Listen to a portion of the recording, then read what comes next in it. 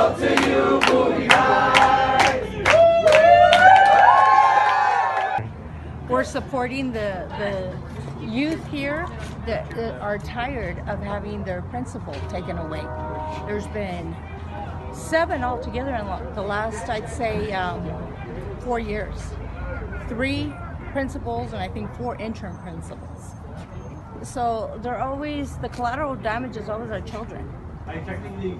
What would you say to Cabrera regarding the situation and what they could do better for Bowie and the kids here and the struggles that they're dealing with? I think that, what would I say to him? First of all, I would say that there needs to be transparency. He needs to resign. Let's start fresh and give these kids a chance. The language issue is a big deal. We are south of the freeway. A lot of us didn't speak English. Even if we were born here, that's not what we spoke. That's not what our parents spoke or our grandparents spoke. And that's a part of our culture. They can't erase that culture. So I think they should address the issues, which is the language barrier, the money that gets allotted for the schools. South of the freeway, it's nothing compared to Coronado. They have a swimming pool, Olympic swimming pool. We don't even have a library on this side of the freeway. We don't even have accessible clinics if it's not the county hospital, Veronica Escobar's hospital. Hi, this is Jud Burgess. Remember me, James No Bond, against the EPISD $670 million bond. Well, I'm here to say a couple of things about this video that you're watching right now. It's a video regarding what EPISD is doing at this moment to the students at Bowie High School. They've had several principals and interim principals over the last 5 years. I believe they've had up to 7. And so many of these kids, they don't have any security when it comes to a principal that's trying to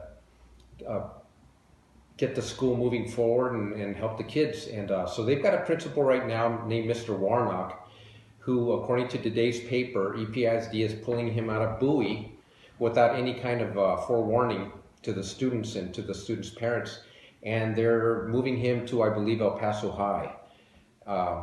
What's really sad about the situation is that EPISD is painting this as a maneuver that is for the kids and for their benefit. But if you're really thinking about it, how could removing principals at the tune of one per year benefit any students? I mean, there's just no security at that school. And he was quoted as saying that he feels a lot of pressure from EPISD to perform and to somehow bring the students' test scores up. Unfortunately, that's something that's been hurting the students here at Bowie.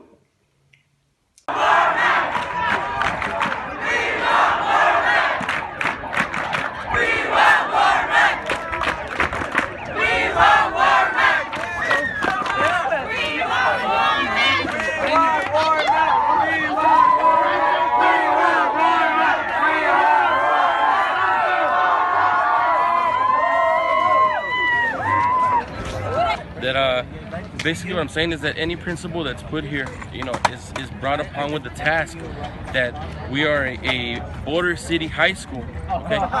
Meaning that we have a lot of children that are coming from Mexico that are coming from non-English speaking homes and are still tasked with the same tests and are expected to perform the same as English speaking children. And this is something that's being inherited by Dr. Warmack, and it shouldn't be brought upon him. It's not his fault. This is just what we've inherited by being a school that's in this area. It's nobody's fault. But, you know, we're not being hurt. I am a parent here. I'm a parent here, and I also grew up here, and I also came to school here. And what is your name? Juan Cabrera. Okay, Juan. Thank you so much. Yes, sir.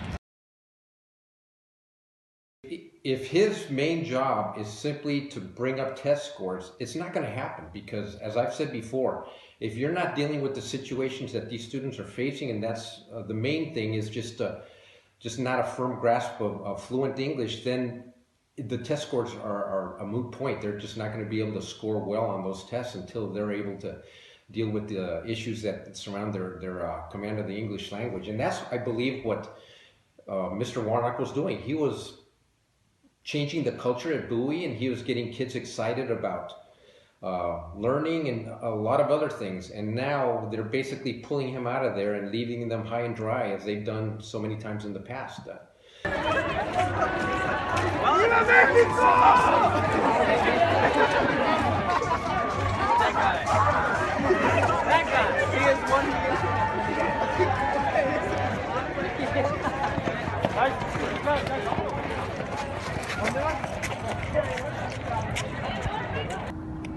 The kids have a right to actually study without hindrance, and that's what they're doing. They're hindering. They're not supporting us. They're not providing us with resources. Bowie doesn't even have the allotted iPads and laptops, and as a matter of fact, they want to remove the iPads to give them to another school. That's not helping us. That's hindering us. They're sabotaging us. They can say they're not, but their actions speak louder than words. I don't care how pretty they look up on the board. Down here, you can see what they're doing.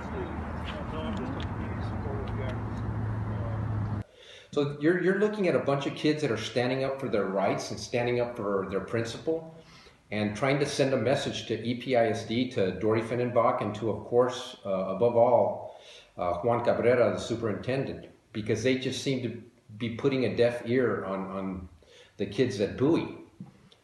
So watch this video, look at these kids, and watch how they're struggling to get some attention and to get some support. It's really sad to see how EPISD has been very obviously favoring schools like Coronado and putting $74 million, $100 million over the last 10 years, and then schools like Bowie that are on the border that have a lot of issues that need to be dealt with. They're just plain forgotten and left in the cracks to suffer. So anyway, watch the video and be aware of what's going on in town. By the way, I also wanted to mention that I'll be running for District 2 City Council. And so anybody here that watches this video that's in District 2, I would appreciate your vote. Thank you very much. You're